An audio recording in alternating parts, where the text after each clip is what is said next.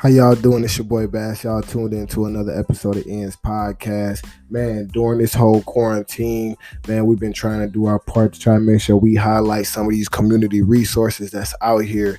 We understand that everybody is in a time of need, especially during this during this coronavirus pandemic, this COVID-19, especially with the government shut down. We're seeing a lot of shortages, a lot of people getting laid off. Man, it's just help is needed, man. But as we had said in the previous episode before, there's a community organizations that's out there helping feed the community. And two of those organizations in particular, Al My Own and Master the North, is back at it again. But last time I checked in with them, they had over 4,000 meals served. I'm not gonna lie to you, that is a lot, especially when you're talking about, just putting yourself out there, really being behind the community, trying to help feed the community and serve the community. Man, they're getting them numbers up there. I'm understanding they ain't McDonald's over 1 billion served, but when you're talking about impacting ground zero, your community where you at, think about 4,000 individuals. All those 4,000 individuals, they didn't put food into their hands.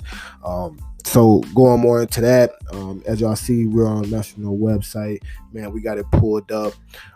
Ramadan 2020 is coming up. And as you all know, these organizations are a part of that Islamic faith, and they practice that Islamic faith. Master the North is also a mosque. So that means it's a place of worship.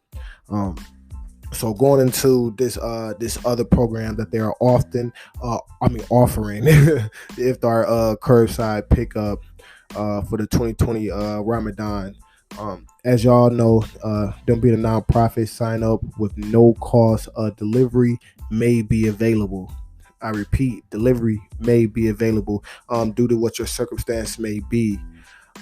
So as y'all, I don't know if y'all have been following them on social media, things of that nature. They've been meal prepping Monday through Friday. Yes, Monday through Friday, they've been getting to it. If it's from getting the orders in, from making the meals to packaging the meals, they've been on it. And because of this is why they need for y'all to pre-register. And this is why we're utilizing our platform to help get this message out there.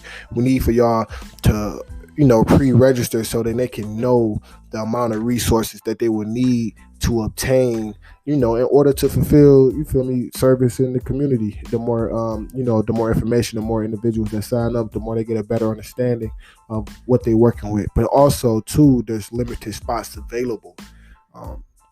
So you will want to make sure that you make that list, put your pride to the side. Not saying that some of y'all are being prideful, but I understand certain situations you might be looking like I'm good, or my situation might be all right. I might got a couple dollars in my pocket because of the stimulus check or something like that. But you may stay in a household where where there's you may stay in a household where you got your little sisters, your mom and other things like that there, and they need some help too. So make sure you get this information to them, or you may know a family or something like that may need this help. Make sure you get this information to them and let them know during the month of Ramadan that this program is available to them, and they can sign up with no cost. And I repeat that, no cost.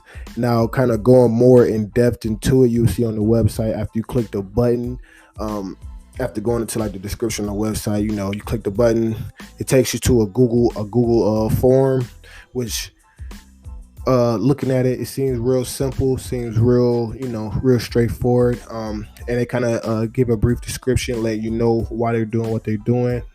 They plan to do their part to making sure that families are able to break their fast during the month of Ramadan together. You feel me? So they want to help feed the family, feed the families that are out there. Currently, the plan is to have families sign up, and they will contact you to confirm the family size and pickup time. Make sure your contact information is complete. Delivery may be available as well, depending on your situation. Please fill out the form completely. You will receive a confirmation and a submission and placement on the list. Now, this process seems very simple, just based off of the description that they were telling us, that, send in your information, you get your confirmation, then they will follow up to confirm your family size and pickup time.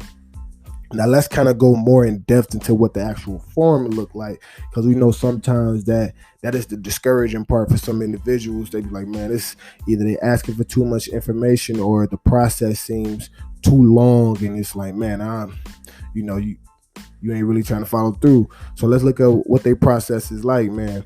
So, we're going more in depth and looking at it. It's a real simple form. They're asking for, but your basic information, email address, name, street address. Then they want to go on more into, the household, how many people stay in your household, how many of them are children under the age of 18, how many of them are adults above the age of 18, 19 to 64, then how many of them are senior citizens, 65 and up, then how many are disabled. And then this is the kicker. I know some of my some of those individuals that got special diets, or some of those individuals that just live that green vegan lifestyle. They have accommodations for you, offering vegan options for those who choose, and then they also have meat options for those who choose. So just going back into it, it's a real simple form. Just going back over, it's a real simple form. They're not going too far in depth, not going like asking for too much of your private information, anything like that. They really just want to get an understanding of who are they serving, and how many people are they serving. Just and long story short, and like what should they serve as far as meal choice. Are you a vegan or do you like meat? So kind of going back into this whole opportunity too, it's like I just always want to say thanks to those that are always doing their part, especially during these times, because they basically making sure that people like me and you can stay in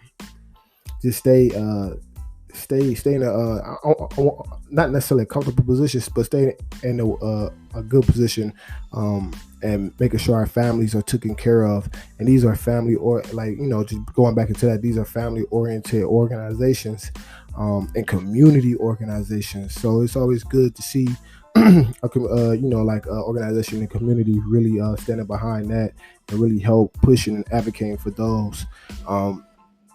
And what I mean by advocating is saying, they keeping track of this, saying, hey, we need to feed our community, and we going out there doing it, and which cause others to kind of, jump on board and kind of see what's going on. But in the midst of doing so, we always talking about, paying it forward, and they putting those boots on the ground, they putting they helped, and they helped at risk. They got families and things of that nature too. So I always say, like, pay it forward. They have a donation button on their website. Like I said, it's a nonprofit. So they're not doing it for profit. So they take donations, they take sponsorship. Like for this program in particular, you can become a sponsor. I know during this time, government, everybody's advocating for you. Stay at home, stay out the way. So you probably don't want to put yourself in that position to be on the ground and really, in the midst of it. But you can help from afar. $5, $3, even $1 goes a long way. It goes a long way, especially for a nonprofit, man. So I just want to say thank you to all those, the nurses, store clerks, just anybody that's out there, during this whole COVID-19 epidemic, basically just helping serve the community and helping serve other individuals, so we don't be out here stressing and looking all crazy all the time. We appreciate y'all. And yeah, man, that's why we did this podcast, man. So shout out to all those helping hands, and do your part, man. Play it forward, man. Let's help support these community organizations that we see that's out here doing their things. And one way that we can do that, man, is by sharing like podcast episodes like this, man. That's help bringing light to what they have going on and the resources that they have to offer. Let's help be the voice of the community, man, because we are the voice. Man, it's your boy Bazz. Y'all tuned in to another episode of Ian's podcast. And y'all already know what y'all can do.